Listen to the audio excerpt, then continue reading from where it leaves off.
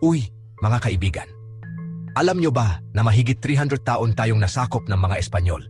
Tama, ganun katagal. Ngayon, ikukwento ko sa inyo ng maikli kung paano tayo na-impluensyahan ng mga Espanyol.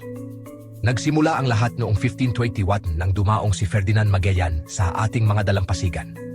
Dito nagsimula ang interes ng mga Espanyol sa ating mga isla. Pero noong 1565 lang nang itatag ni Miguel Lopez de Legazpi ang unang permanenteng paninirahan ng mga Espanyol sa Cebu.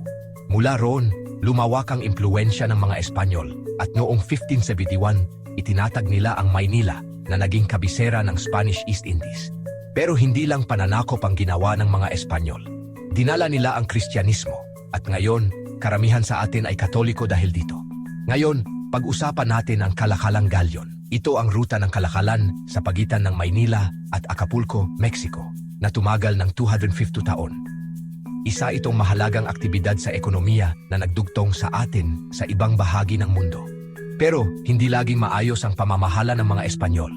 Maraming mga pag-aalsa ng matatapang na Pilipino na lumaban para sa ating kalayaan. Isa sa mga pinakatanyag ay ang himagsikang Pilipino na nagdulot ng ating kalayaan mula sa Espanya noong 1898. Sa loob ng 333 taon, naimpluwensyahan ng mga Espanyol ang ating kultura, wika, arkitektura at maging ang ating mga pagkain. Naisip nyo ba kung bakit masarap ang adobo? Oh, utang din natin ito sa mga Espanyol.